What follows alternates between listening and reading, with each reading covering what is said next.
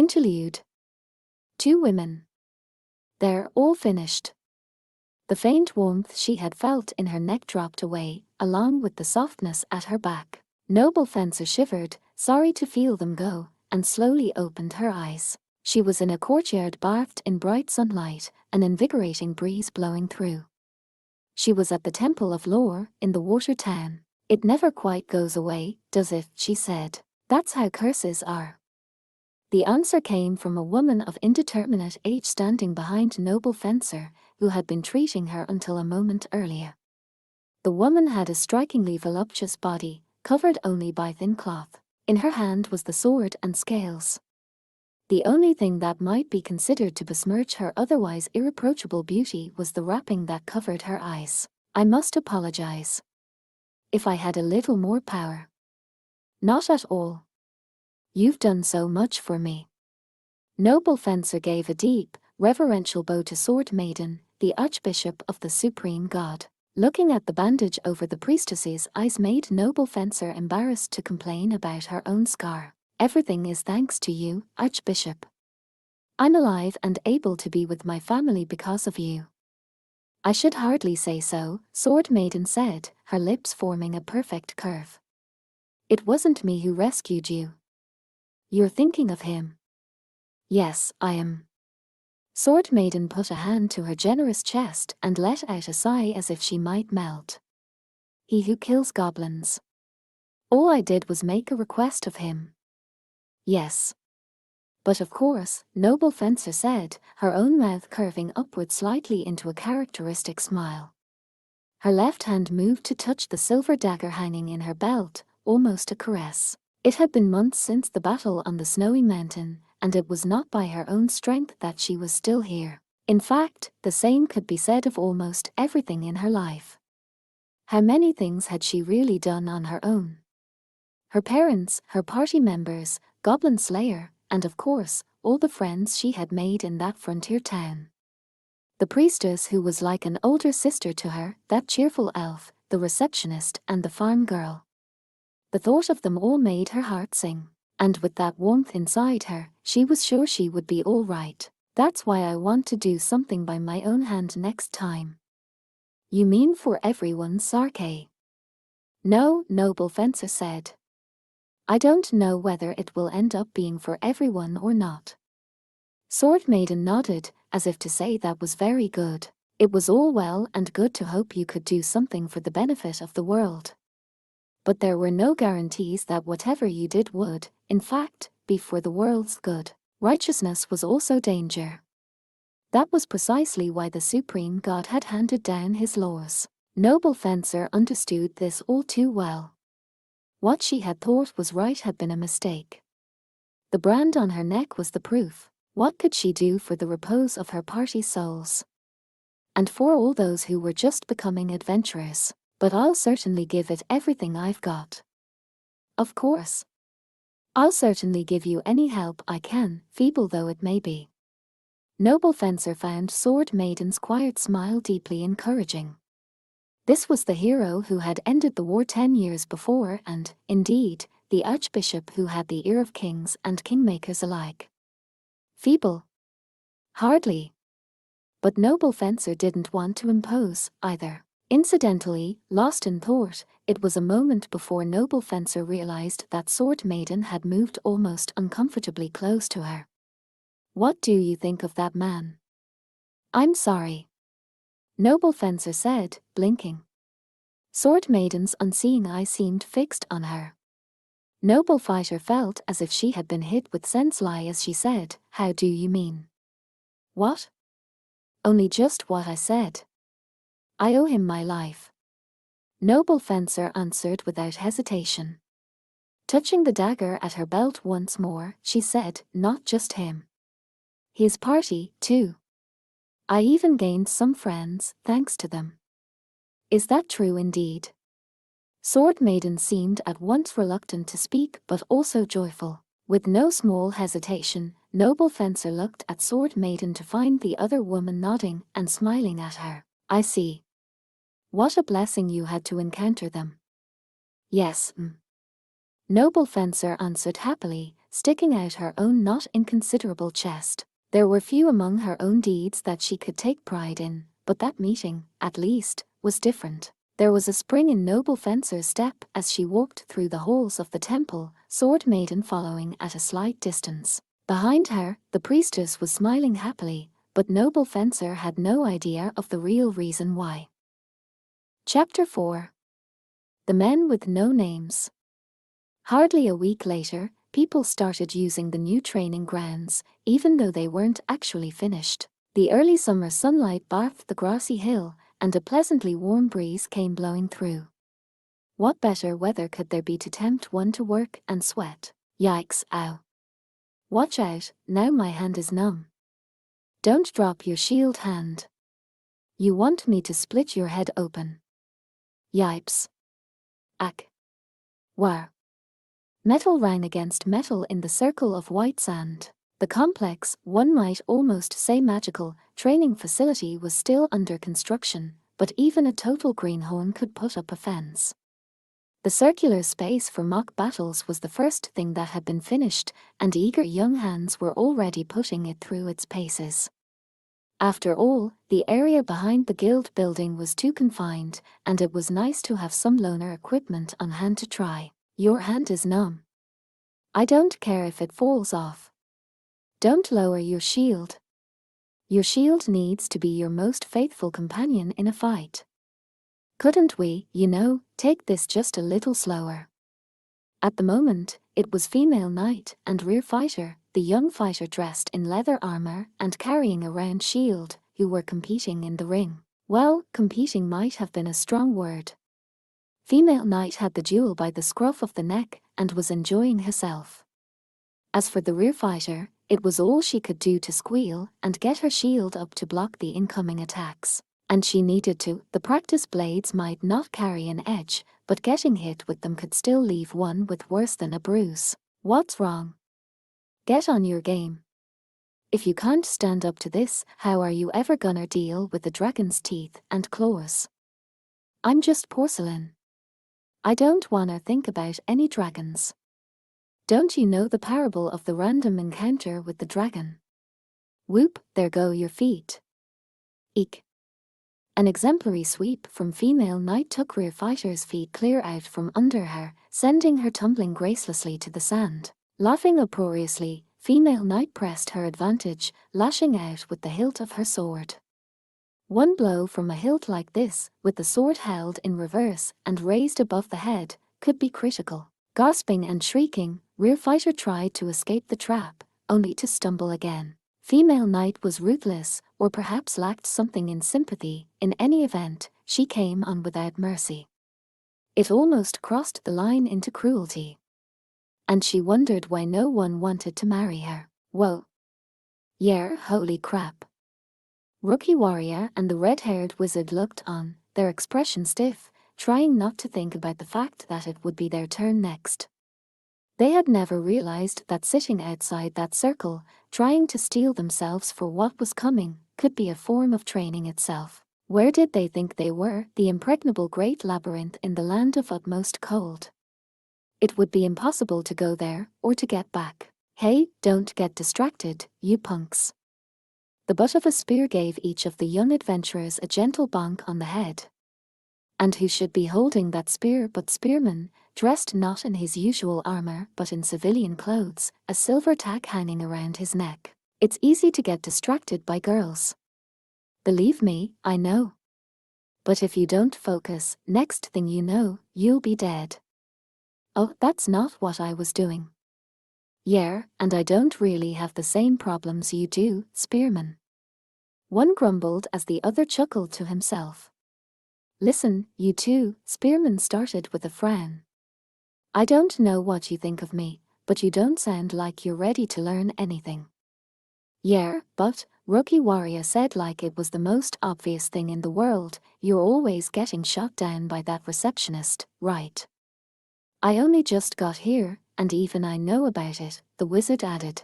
A vein in Spearman's temple made a visible twitch, but it's possible neither of the boys noticed. Oh, I see, he said with a stiff yet endlessly kind smile. Aren't you kids clever? Well, you're not the only ones who can play that game. The two of them looked at him questioningly, whereupon Spearman stuck up his pointer finger as straight as a spear and continued, on your recent adventure, you went rushing in, used up your magic, and ended up not being able to do jack. And you've always spent all your time hunting giant rats, so you didn't have the endurance for a longer battle and drank your entire reward in stamina potions. Goo? These things were both true. Embarrassing secrets the boys would rather not have broadcast too widely. Nobody knew except their party members and the receptionist. She told you. Darn straight. She asked me to look out for you guys, make sure you had the physical strength you needed. Spearman chuckled quietly, then rose as easily as a ghost and took up a fighting stance. Rookie Warrior and the Wizard Boy both settled into deep stances, looking as terrified as if they were preparing to battle a warrior back from the dead. Let's play hide and seek. I'll be the hunter and you'll be the hunted. It was only as Spearman spun his weapon with a flourish and resumed his stance that the boys realized how angry he was. Yikes, let's get outer here. Why yeah, gotta go. Rather than apologize or reflect on what they had done, they elected to speed off like hares at the sight of a hound. It was undoubtedly the right decision. Hey. You're not getting away that easy. The boys set off running around the training area so fast that they left their equipment, including the wizard's staff, lying on the ground. Spearman went storming after them. Construction workers, along with adventurers on break, watched the commotion wearily. Of course, everyone knew that Spearman was not serious. He was maintaining a speed that would allow him to catch the boys if they flagged even slightly, but judging such a thing was impressive in itself. All those watching privately agreed that despite his appearance, Spearman was good at looking out for others. Instruction at this place would generally be handled by retired, high-ranking adventurers. But there was nothing to stop active adventurers from providing a little mentorship of their own. Maybe just to pass the time, or even to supplement their own training. The training ground wasn't even finished yet, and already adventurers happily used it as a place to congregate and talk. Goblin Slayer watched all this without a word, his hand moving restlessly.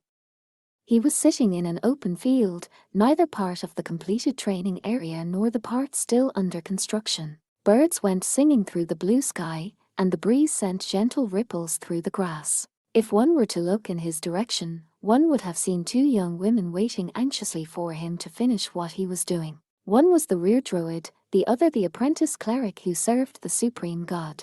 This is how you do it, he said, at last showing the girls the product of his labors. They blinked at it. It was a simple sling, a strip of leather tied to a small stone so that it could be thrown. Huh. Is that all there is to it? It is surprisingly straightforward. Yes, Goblin Slayer said with a nod. Shepherds sometimes carry them to discourage wolves. It looks like something you could make in a hurry if you needed to. All you need is some string. Ammunition is easy enough to come by. There's nothing to lose by learning how to do it. This had all started when they had seen him pitch a stone at a certain festival. It had seemed to them like the perfect skill for two people who stood on the back row and needed a way to defend themselves. When Guild Girl mentioned that there were two young adventurers who wanted to learn to use a sling, Goblin Slayer surprised himself with how readily he replied, "Is that so?" and agreed to help them. Now Goblin Slayer got to his feet. Swords are often proclaimed to be the best weapon for humans, but slings are better, he said, slowly starting to twirl the device. He made sure he went gradually enough that the two beginners could follow his every move. Given that in battle, heft, spin, and strike were usually a single motion for him, this was a display of considerable care. Humans are unsurpassed in throwing, whether stones or spears. Our bodies are built for it. He raised the sling higher, slowly increasing the rate of rotation, picking a target. Mindful of the possibility of an accident, he aimed directly away from the training ground. Over in the weeds, a dummy had been dressed in armor and helmet, cast-offs from the guild workshop. It was not very tall to represent a goblin's height, needless to say. This is the result. As he spoke, Goblin Slayer let the stone fly. It whistled through the air and whacked into the dummy's helmet. The headgear rolled into the grass, where Goblin Slayer walked over and collected it, casually tossing it to the two girls. Wow. Eek. The girls couldn't help but cry out. It was only natural. The stone had punched clear through the helmet's metal exterior and leather lining and was rolling around inside the bowl. What would have happened to the skull of anyone wearing this particular helmet when it was hit by that stone didn't bear thinking about. In this way, even someone as relatively weak as a rear should be able to deal with at least one encroaching enemy. In any event, my own teacher was a rear. This near whisper brought a series of blinks from Druid Girl. Goblin Slayer approached them with his bold stride, collecting the stone from inside the helmet. It was sharpened like an arrowhead. Something he had picked specifically for throwing like this, focusing on power over mid-air stability. He added softly that such preparations were sometimes effective. If you can keep away that first enemy, it's possible that your party members will come and help you. Only possible? Apprentice Cleric asked doubtfully. Yes. Goblin Slayer's tone was utterly serious. It simply represents one more card you can play at your moment of need. If that's enough for you, then practice with it. Mr. Goblin Slayer, I really think you have a harsh way of saying things, Druid Girl said reprovingly. No wonder that sweet priestess of yours always seems so stressed. Is that so? Goblin Slayer asked, genuinely perplexed. The two girls let the matter drop, picking up slings. They wound up the strings with a great deal of, "Is this right?" and a "How about this?" before lobbing their own stones at the dummy. Some of their shots landed, and others missed. Some didn't even go the right direction. But Goblin Slayer made no move to say anything about any of their efforts. If they had questions, they would ask him. Otherwise, it was best to let them focus on their practice. That was how Goblin Slayer had been taught, and he felt he should do the same. Those who don't try will never be able to do. Now, at last, he thought perhaps he understood what his master, Burglar, had meant. And was he, finally, able to do it? He had no answer. He had no way to answer. Goblin Slayer let out a breath, sitting down where he was almost as if in resignation. At that moment, however, a voice interrupted his thoughts. Hehehe. Don't you all look very dedicated? A shadow fell over him. Oh, Goblin Slayer turned to see Guild Girl, holding an umbrella and smiling. So you came? Of course. Just to observe, or maybe, well, not inspect. But yes, I'm here. She plopped herself down next to him, arms around her knees. She was in her usual work clothes. Maybe they were a little bit warm for the start of summer, because a trickle of sweat ran down her forehead. It was clear enough that bureaucratic work such as hers could not be done in just any old clothing. She may also have been a bit shy, but in any case, she wasn't about to open her collar or lie back on the grass. Aren't you hot, Goblin Slayer? No, he said with a shake of his head. Not especially. Really? What would I gain by lying about it? The answer didn't seem to make Guild Girl remotely happy. She sniffed and muttered, "Forget it." After a moment, she asked, "What do you think of our obsidian and porcelain adventurers?" Goblin Slayer said, watching the girls practice their slinging. They were certainly enthusiastic. And serious. They were good girls, but that was no guarantee that they would survive. I don't know. Oh, you, Guild Girl puffed out her cheeks and raised her pointer finger, shaking it slowly, reproachfully.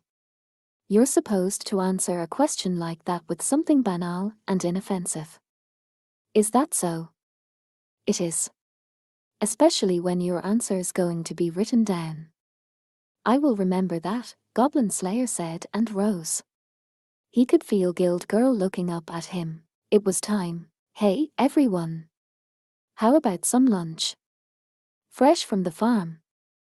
The clattering of a cart could be heard, accompanied by women's voices, priestess and cowgirl. There had been no specific decision about this. It wasn't a formal arrangement. They had no obligation to bring lunch. This was a simple act of good-heartedness. Goblin Slayer was profoundly grateful that Cowgirl's uncle would do something like this for the adventurers. The conceited thought that it might all be for him never once crossed his mind. "Oops, I better go and help," Guild Girl said. She brushed grass and dirt off her skirt as she stood up. She yawned a little, folding up the sun umbrella and clasping it to her side. Then she pattered off through the grass like a small bird. "Oh, that's right," she said, turning back with a smile. The wind played with her braids. "Should we classify this under a visiting men on duty?" Goblin Slayer didn't answer. Instead, he turned to the girls, hard at work on their slinging, and said, "Take a break." Both of the young women were red in the face from exertion. They nodded eagerly and headed over to the cart. He watched them go, then turned his back on the growing crowd of adventurers gathered around the food and began walking away. He felt a slight twinge of regret for having been asked to help with training like this and for having accepted. "Hey, Goblin Slayer." It was Spearman who stopped him. He hadn't noticed the adventurer come up alongside him. Spearman watched Guild Girl go, her braids bouncing, then he exhaled and looked square at Goblin Slayer's helmet. "Where's the big guy at?" he asked, meaning Heavy Warrior. "Where'd he go?" "He took the other children to a cave today." Half-elf fighter and the rather quick-witted scout boy had gone with him. No adventure was ever totally without risk, but nothing was likely to happen on an expedition like that. Goblin Slayer was quiet for a moment, then asked softly, "What do you think of that boy?" The wizard brat." Spearman smiled ferociously. The boy was just then over at the cart, getting a bottle of lemon water that had been cooled in the well. The fervor with which he drank it down suggested how hard Spearman had run him. "He's got guts. Can't speak to his magical abilities, though." "Is that so? What's gotten into you, though?" Spearman said with a sharp sidelong glance at the grimy steel helmet. "Mentoring at the training grounds. I thought you were focused on that cleric of yours." "That is not necessarily the case," Goblin Slayer said brusquely, and then he began to stride off. He seemed intent on leaving the area as quickly as possible. That left Spearman to look up at the sky, unsure quite what to do. Sigh. The sun was dispiritingly high. It looked like it would be another hot summer. "Hey, you free tonight?" Spearman asked. Goblin Slayer grunted. He glanced in Cowgirl's direction. She was looking back at him. She smiled, waving a hand she held at her hip. The two of them seemed to be talking, somehow. Then Goblin Slayer nodded. "Yes. I think it's all right. Let's go get a drink, then." "You mean alcohol? Does a man drink anything else?" Goblin Slayer had some trouble grasping what Spearman meant, or perhaps what he intended. What possible benefit was there in inviting him for a drink? "You're inviting me. You see anyone else around here? Let's grab the big guy, too." 3 men. No holding back. "I see. Come on, humor me." Goblin Slayer gazed silently up at the sky. The sun was past its zenith, shining down on the gentle slope. In this place, it was easy enough for him to read the passing time, no matter the season. It was his older sister who had taught him to do this. He could never forget. "Very well." "Great," Spearman said, smacking Goblin Slayer on the shoulder with his fist. "It's settled, then." The clear blue sky seemed to extend forever. The boy lay panting in the grass. He could feel the little green blades pressing into his sweat-covered back and cheeks. He lay on his back, spreading his arms and legs wide, gulping oxygen into his lungs. It was lack of oxygen that made one short of breath. If you breathed, you would get oxygen. That was why the breath became ragged. The early summer breeze blew sweetly across his face as one thought circled around and around in his mind. He was most certainly not pathetic. Spells depleted the user's strength, and adventures frequently included a lot of tramping through fields and mountains. Why? Well, horses were expensive. Horses had to have feed, stables.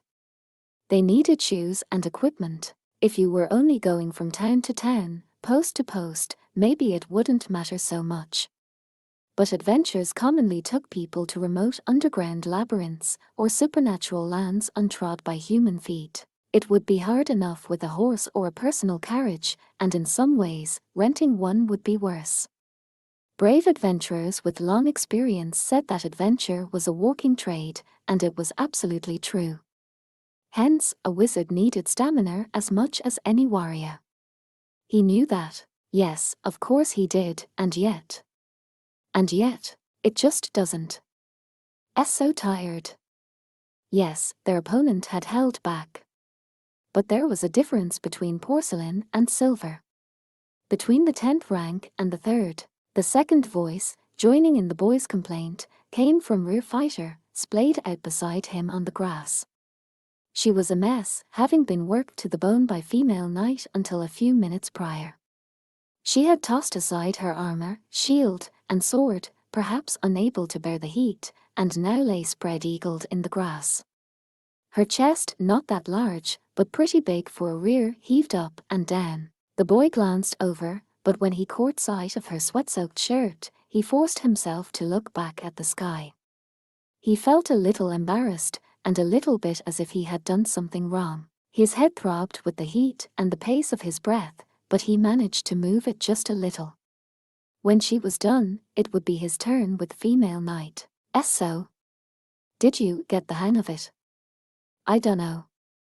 In other words, it had been nothing more than a session of being smacked around and falling down. Wizard boy grimaced and let out a groan, but female knight didn't seem to think she had been especially mean to the young adventurer. At the very least, it could be considered training in how to keep your defenses up even when confronted with an overwhelmingly strong opponent, so it was all fair game. Spearman would no doubt feel the same way if anyone asked his opinion. Strength and endurance were even more important than quick thinking when it came down to it.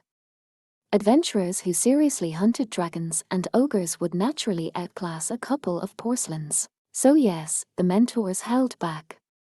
But, aren't they hot like that? The rear girl said. No clue. A short distance away, rookie warrior rested his head on apprentice cleric's knees. Everyone looked absolutely exhausted. Maybe druid girl had gone with scout boy, because they didn't see her anywhere. Rear fighter grumbled that she should have practiced slinging, too, but the wizarding boy gave a click of his tongue. There's nothing to learn from a guy like that. You think so? He's silver ranked, after all. But he never fights anything but goblins. And he's obsessed, and stubborn, and you never know what he's thinking, the boy added in a pouty mutter. Goblins. An adventurer should be able to kill a goblin in one hit. Even I wouldn't lose to a goblin in a one-on-one fight, the rear agreed. Right. Goblin Slayer, my ass. They call him that because he kills goblins, don't they? This rebuttal came not from rear fighter but from apprentice cleric. Look, I'm not saying I don't have my doubts about him. She ran a hand through rookie warrior's hair as she spoke, and he made contented little noises in response. But I don't think someone who's done nothing should go around criticizing someone who's actually done something. I heard you didn't even manage goblin slaying. You can just shut up. The boy spat at the sky. I hear you never hunt anything but giant rats, yourself. I mean, that's all we're capable of right now, rookie warrior said, almost in a whine. Unlike the rear fighter, he was still wearing his armor, sword, and club. He had simply loosened the fasteners of his equipment ever so slightly to allow his body to relax. We've finally gotten to where we understand how to attack and defend against giant rats. But if there's even 3 of them at once, we're pretty much done for. But rats are poisonous, right? The rear girl said. Isn't fighting them all the time dangerous? Well, that's why antidotes and potions keep draining our wallets. The next time my level as a cleric increases, I plan to ask the deity for the cure miracle. Then, she said, the two of them might be able to save a little money and get better equipment. Change his sword for something with a broader blade, maybe get some mail for better protection. Helmets were hard to see out of, but maybe they could at least get a sturdy cap of some kind. But the boy seemed to find none of this remotely interesting. He clicked his tongue dismissively, at which Rear Fighter shot him a look. Whatever, he muttered, looking away so she couldn't see his eyes. Hello, everyone. How about some lemon water? Priestess appeared, strolling up the hill, smiling widely. She was carrying a huge basket filled with small bottles and packages of food. I have some snacks here, too. She was not eagerly received. Maybe nobody felt like eating after dashing around or swinging their weapon all over. Rookie Warrior just groaned, calmer, and Rear Fighter said, I think I might just throw up anything I eat. Apprentice Cleric just shook her head silently, perhaps unwilling to be the only one to eat. But if you don't eat, you'll never make it through the afternoon, Priestess said, knitting her brow. Obviously, though, she couldn't force them to take the food. Wizard Boy certainly had no specific intention of helping Priestess, who stood there looking quite at a loss, but nonetheless, he raised his hand and said, I'll eat. What, seriously? Rear Fighter asked. Yeah, the red-haired boy replied, lurching upright out of the grass. I learned once that, if you don't eat after you work out, you'll never gain any muscle. Crap, really? I better eat, then. Okay. Me too. I guess I'll have some, too, then. Thanks. Lunch consisted of simple sandwiches, bacon, ham, vegetables, and some cheese squeezed between a couple pieces of bread. All the same, the salty flavor was very agreeable to their sweaty, enervated bodies. At first, the group intended to have something to drink with their food, but soon, they were ravenously wolfing down the provisions. She really does understand, doesn't she? Priestess found herself thinking with some admiration. That farm girl had been helping Goblin Slayer out for years now. She knew exactly what adventurers would need after a hard morning of training. What they needed. My sis was amazing. If those goblins hadn't used poison, she would have beaten M. Right, Priestess said quietly, strengthening her resolve. Then she sat down next to the boy. How are things? I mean, how are you feeling? She was simultaneously asking everyone there and him alone. So tired. Rear Fighter answered immediately. Yeah. Rookie Warrior added, audibly exhausted. I'm managing, somehow, Apprentice Cleric said with a touch of pride. The red-haired boy, however, didn't say a word, he merely snorted. Priestess said. He brushed me off. Her brow furrowed awkwardly, and she decided to just change the subject. Rather than standing frozen, waiting for inspiration to strike, it was better to act immediately. That was something she had learned from Goblin Slayer. Hey, Priestess said, fixing in on Rear Fighter. I don't seem to see the rest of your party around. Oh, that. Our leader was the second or third son of some noble house somewhere, Rear Fighter said, taking a big bite of her sandwich and chewing noisily. But then his big brother went and got himself killed, so suddenly there was no heir, and the family wanted our leader back. And that was the end of our party. Well, such things certainly did happen. Second or third children, anyone but an eldest son, really, could find themselves in a socially unpleasant position. If they wanted any role besides standby in case anything happened to the oldest child, they had to go out and get it themselves.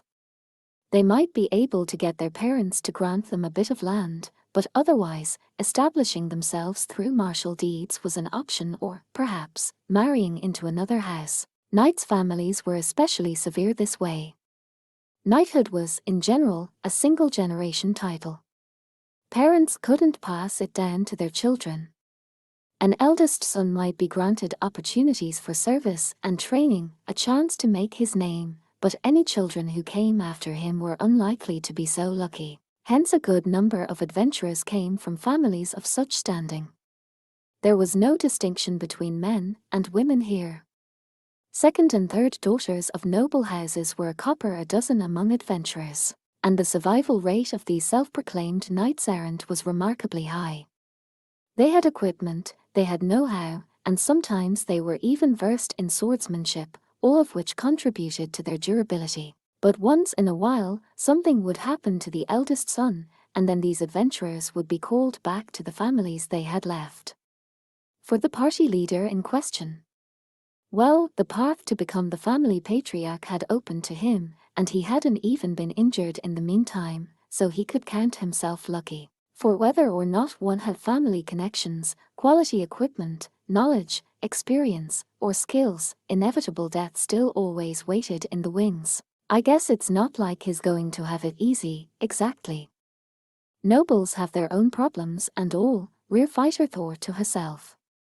She spoke so knowingly that it was comical, and Priestess couldn't help but giggle. At the same time, she was a little worried. This meant that this young woman was going to embark upon a dangerous path all alone. As she recalled, Rear's reached adulthood at around 30, so strictly speaking, Rear Fighter was probably older than Priestess. Isn't soloing difficult? Priestess asked. It's not easy, but hey, I have my dreams. Rear Fighter answered, puffing out her chest proudly. I'm gonna be big. So big, no one will care that I'm little. Man, I hear that, Rookie Warrior said, shoving the last piece of his sandwich into his mouth.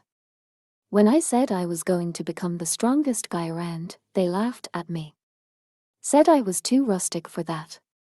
Yeah, exactly, the rear girl said, clapping her hands. Of course they laughed, Apprentice Cleric said. If you turn out to be the strongest, think how much worse the other country rubes will look. She smiled with a hint of pride. In some ways, it was seeing him excited like this that made her proudest of all. Hehe.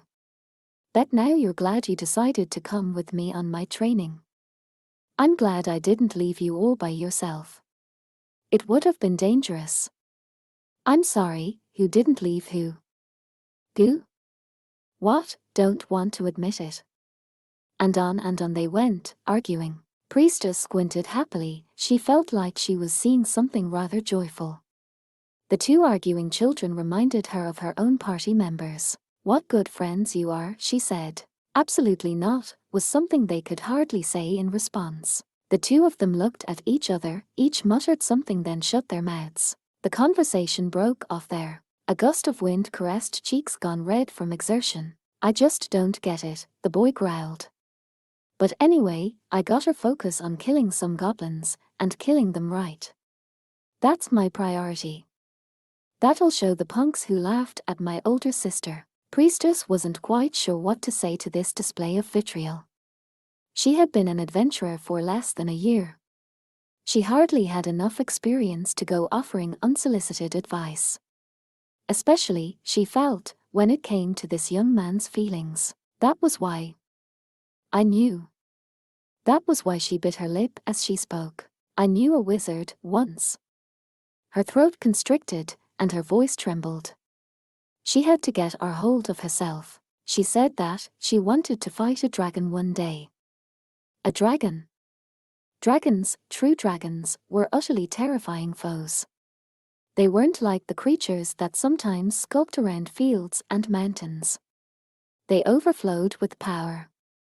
They had strength and stamina, intelligence and magical power, authority and wealth. That was precisely why dragon slayers were so much praised and held in awe. It might as well be a dream.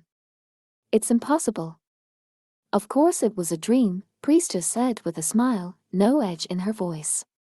It doesn't have to be anything more than that.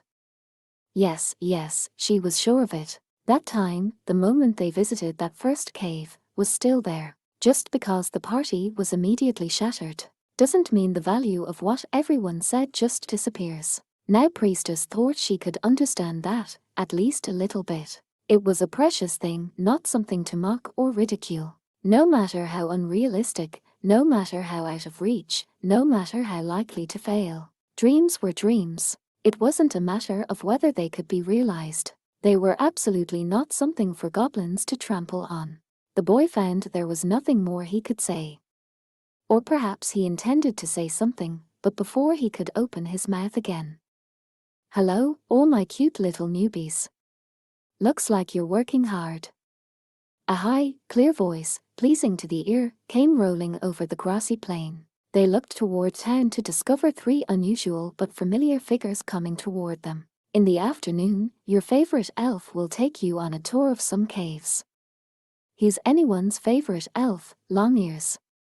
From beside the ranger, Dwarf Shaman gave her a pointed elbow to the ribs. "I grant it's our day off, but I happen to know you were asleep until practically noon. You know what they call the time before noon? Morning. At least among elves. I guarantee that's not true." The friendly banter continued as they got closer. Priestess glanced at rookie warrior and apprentice cleric as if to say, "See." Neither of them would quite meet her gaze. "But never mind them. Caves. Does that mean goblins?" Priestess asked. "Oh, please. Are you trying to sound like Orkbolg?" High Elf Archer waved a hand as if she were shooing away a bug. "I'm talking about a bear's den, well, former bear's den. Hibernation season is over and he's out and about for the spring, so it should be a good way to get used to spelunking." Priestess nodded in understanding. Unlike sewers or fields, there was a knack to moving and using weapons in caves.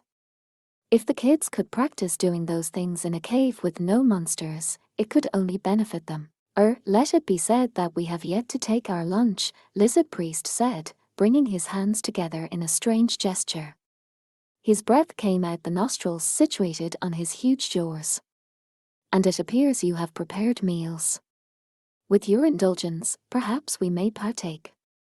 "Oh, sure. It's sandwiches," Priestess said. She dug through her basket and produced several wrapped lunches. "They have ham and bacon, vegetables. Oh, and cheese. Are truly a gift from heaven. Nectar. What a fine and wonderful thing this is. We have some that are just cucumber and cheese, if you like. And there's wine, too. All right. Ho ho ho. Aren't you the thoughtful one?" "Thank you, don't mind if I do." Priestess set down the basket, and her three friends dove for it, each eager to be the first to get their food. She gave a wry smile at the sight. Even as she watched them, the early summer breeze came up again. Priestess clutched her hat so it wouldn't fly away, closing her eyes to appreciate the wind sprites as they brushed her cheeks. "Oh, what about Goblin Slayer? Is he going to have lunch?" Before she could finish her question, Priestess looked around. She didn't see him anywhere. Huh. Then she spotted him, in the distance, talking to two other adventurers, Spearman and Heavy Warrior. Priestess breathed, almost as if imitating him. She was a little bit lonely, but a little bit glad. Heh. Yes, there was no question, this was a good thing. "I'm going, then," Goblin Slayer said to Cowgirl. He was in his room performing a quick check of his equipment. "I'll be late tonight. I won't need dinner." He put his sword at his hip and affixed his shield to his arm, put on leg protection and hung his item bag from his belt, then finally put on his helmet. He was dressed and ready to go out on an adventure, but Cowgirl was used to all this. "Okay, sure," was all she said in response. He had been off helping to train some novice adventurers, and yet this was what he did the moment he got home. The fact that he came home at all was it his way of trying to be considerate. "Uncle said he had some errands to run, so he'll be late, too. I guess I'll just stay here all alone, all by myself. Don't forget to bar the door. Keep the fence gate shut, and close the shutters on the windows." "I know about all that. You're such a worrywart." She chuckled, and Goblin Slayer fell silent. She took the opportunity to brush some dust off his armor. He went did this displease him, and then turned his head from side to side, checking his helmet's mobility. So I know I'm ready, Cowgirl said. But what about you? Do you have your purse? That's the most important thing, you know. He obediently rifled through his item pouch. The little bag of coins was there. I have it. Good, then. Cowgirl took him by the shoulder and made him turn around. She adjusted the frayed tassel on his helmet. I can come get you if you get falling down drunk, she said, but just try not to cause too much trouble for your friends, okay? The word friends caused Goblin Slayer to cock his head slightly, but after a moment, he responded, okay, and nodded. I don't intend to. Goblin Slayer carried no light as he walked the road from the farm to the town, then through the town to the tavern.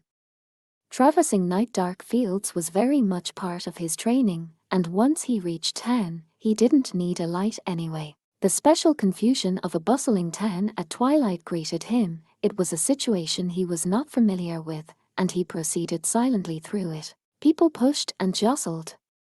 Not just adventurers, but travelers, as well as the workers building the training facility, were everywhere. Goblin Slayer made his way along, glancing this way and that, until he saw the sign he had been told to look for. HMPH, he grunted as he pushed his way toward it, finally extricating himself from the crowd. At the same time, he reached a hand into his item pouch, making sure he hadn't been the victim of any kind of pickpocketing. All was well. The sign bore the inscription "The Friendly AX" and was itself in the shape of a hatchet. Goblin Slayer pushed through the swinging door and was instantly enveloped in an ear-shattering cacophony. The cavernous interior was illuminated by the reddish glow of lamps, and all the many round tables were full. The building itself was smaller than the guild branch office, but then again, that was a multi-purpose structure.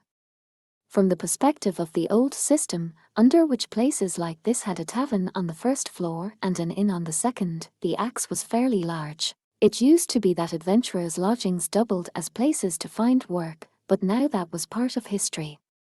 The guild system had been widely adopted, and adventurers, who had previously been little more than a bunch of street toughs, had acquired a certain kind of public status. Even today, there were a few shops that worked with the guild to offer quests, but for the most part, adventurers' inns had fallen into decline. Then again, it was said that the legendary tavern the Golden Knight never assigned so much as a single quest, but still. Hey, Goblin Slayer. You made it. As the armored adventurer lingered just inside the door, a powerful voice called out to him.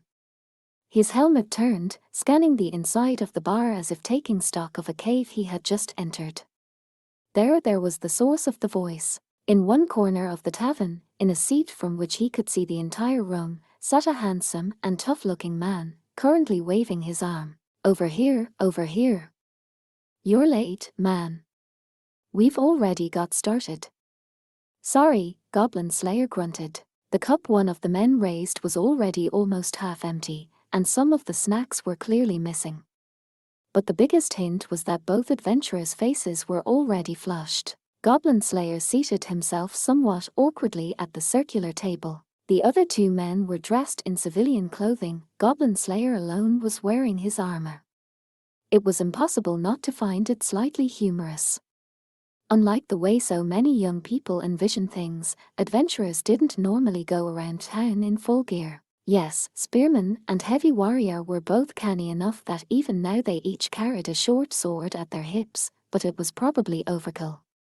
The little glances that came their way were probably from travelers who were unaccustomed to adventurers. These three men were of some renown: the Frontee's baddest, Spearman; the Frontee's kindest, Goblin Slayer; and the leader of the Frontee's coolest party, Heavy Warrior.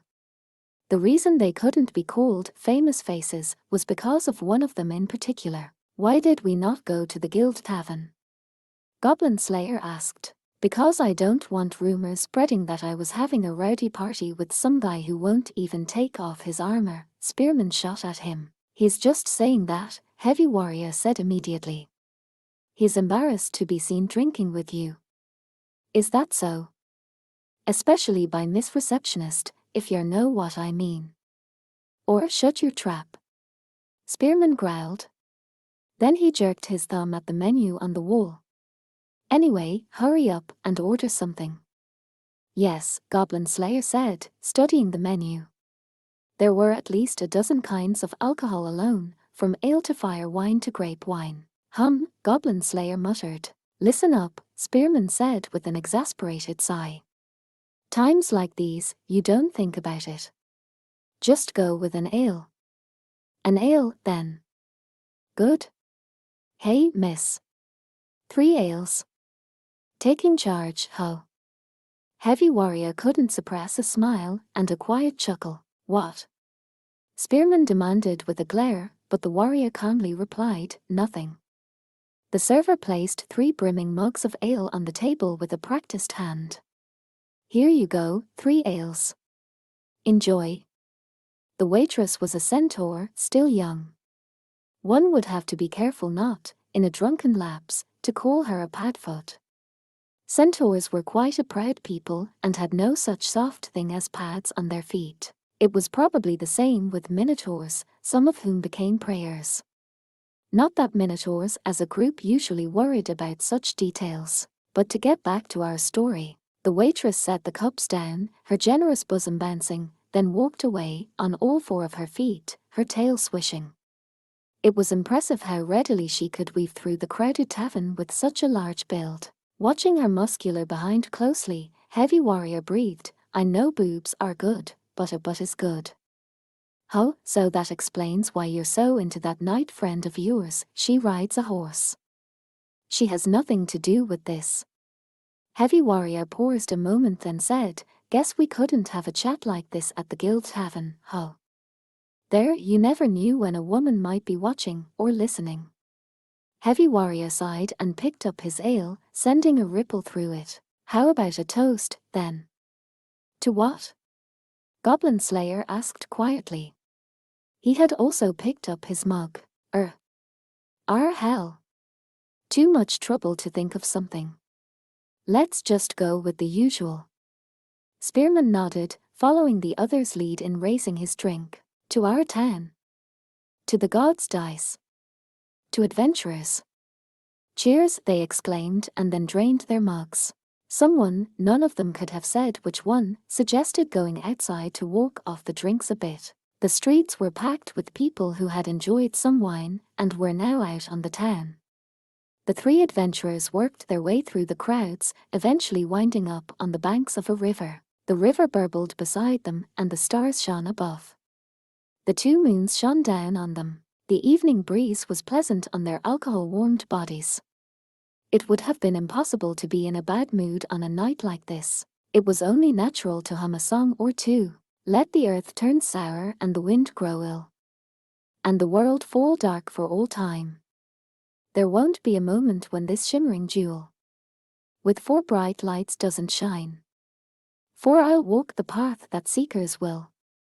As I've sworn, with these friends of mine, to the ends of the earth and the home of the wind.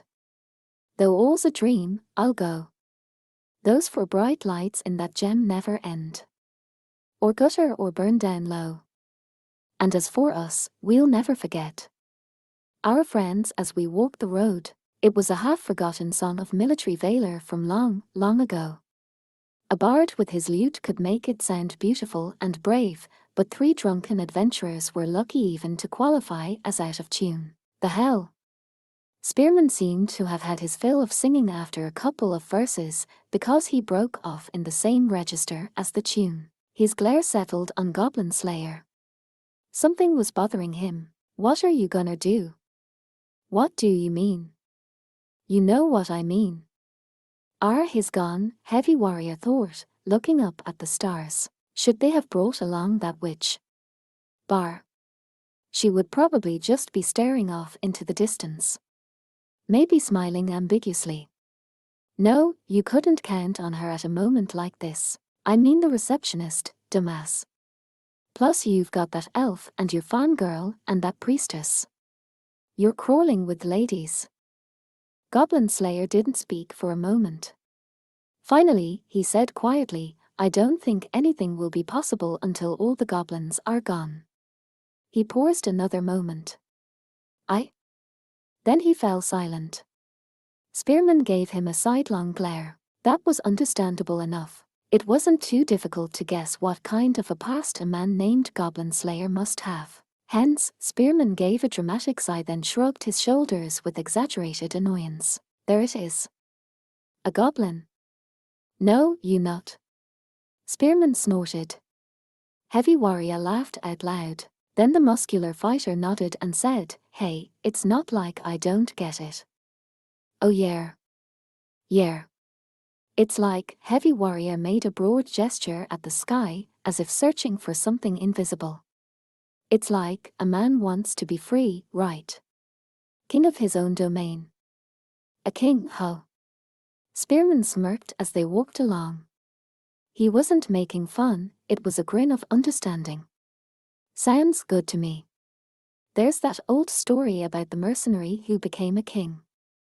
"Too bad I ain't got any smarts," Heavy Warrior said, giving himself a tap on the side of the head. "If you study, you will gain some," Goblin Slayer said. "You have money as well. You must have a certain intelligence." "Problem is, I don't have the time." Heavy Warrior shrugged, and the sword on his belt, which he diligently wore even when drunk, rattled. "And you can't start studying after you become a king. That would just mean you were a stupid king, and nothing's worse for the people than a ruler with no brain." "Yes. But if I start studying now, I won't be able to go on adventures, and that'll put the rest of my party through hell." "I see," Goblin Slayer said. He crossed his arms and mumbled thoughtfully. Finally, he produced his conclusion, "It's difficult." "You got that right," Heavy Warrior said soberly. "Hard enough to make you give up your weapons and equipment and everything." His voice, however, was light and cheerful. The way the edges of his lips turned up was proof of a smile. "Not that things are boring the way they are. Plus, you've got your lady knight, huh?" Spearman interjected. "Shut up." Heavy Warrior gave him a kick. "Ow." Spearman exclaimed. The muscles of a trained warrior practically qualified as weapons themselves. Heavy Warrior ignored the shouting, leaning on the railing of the bridge they were on. Goblin Slayer stood just beside him. "I doubt it's such a bad thing." "I'm sure it isn't." "Guess not," Heavy Warrior said, meeting Goblin Slayer's somber words with a sly smile. "Yeah. I guess I wouldn't mind having her along, either. For you unattached guys have all the luck," Spearman said with a click of his tongue. He leaned back against the railing and looked up at the stars. He squinted to see a light, at a height just past their reach, beyond the far side of the sky. "You're just greedy," Heavy Warrior teased him. "You idiot," Spearman shot back. "As a man, you're born wanting two things, beautiful women and the utmost strength. What else could you aim for in life?" "You're sounding like one of our kids again." Did he mean Scout Boy or Rookie Warrior?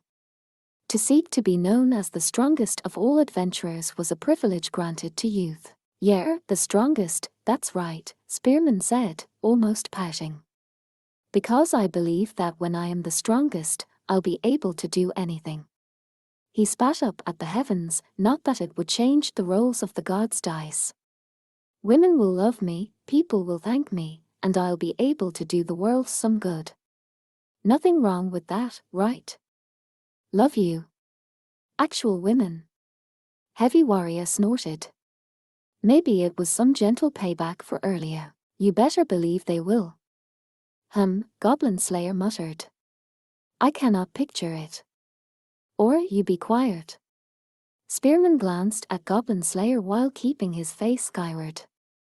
As usual, the adventurer was wearing his metal mask.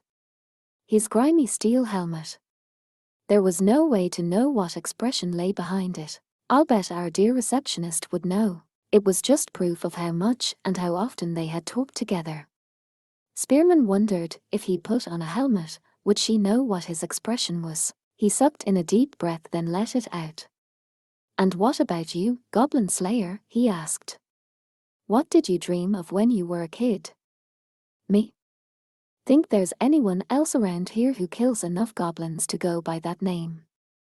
I suppose you're right. Goblin Slayer lapsed into silence, staring into the river. Even in the light of the twin moons, it looked dark and black, like spilled ink. Where did the river come from, and where did it go? He remembered asking his older sister once. She had told him that it came from the mountains and went to the sea. He had once thought that he would follow it back to its source, just to see it. But he seemed unlikely to get the chance now. I wanted to be an adventurer. Huh?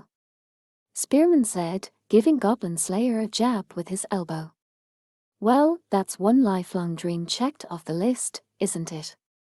No, Goblin Slayer said with a slight shake of his head. It is difficult. It is, huh? Yes, Goblin Slayer nodded. It is not so easily done. That right. Heavy Warrior added to himself. He let out a long breath. What you wanna do, what you gotta do, and what you can do don't always line up, do they? It's enough to make a guy nuts, Spearman agreed. The three men went quiet then, looking up at the moons. The wind blew across the river, pregnant with the promise of summer. What we wanted, to be renowned warriors. Great heroes or kings, part of history and legend. To find some item from the age of the gods, rescue princesses, fight dragons, and save the world. They'd wanted to explore hidden ruins, discover the secrets of the world and bring their truths to light. They had wanted to be surrounded by gorgeous women, loved and admired, and just as smart as anyone they might meet. They longed to wield weapons they had well and truly mastered, performing feats of strength that would be spoken of for generations to come. Someone who people would point to, no matter what the task, and say, him. He can do it. Most likely, they realized, at this point, that such stories were not to be theirs. They were silver, the third rank, the highest rank of adventurer to be out in the field. And that meant something to them. They never dismissed that achievement or felt it was so much trouble to be silver that they would have been better off staying at bronze or even steel rank. And yet, truly, so, well. He was Goblin Slayer. He was not the red-haired boy. That was reason enough. At the very least, I want to let her do what she wants to do. The men all nodded.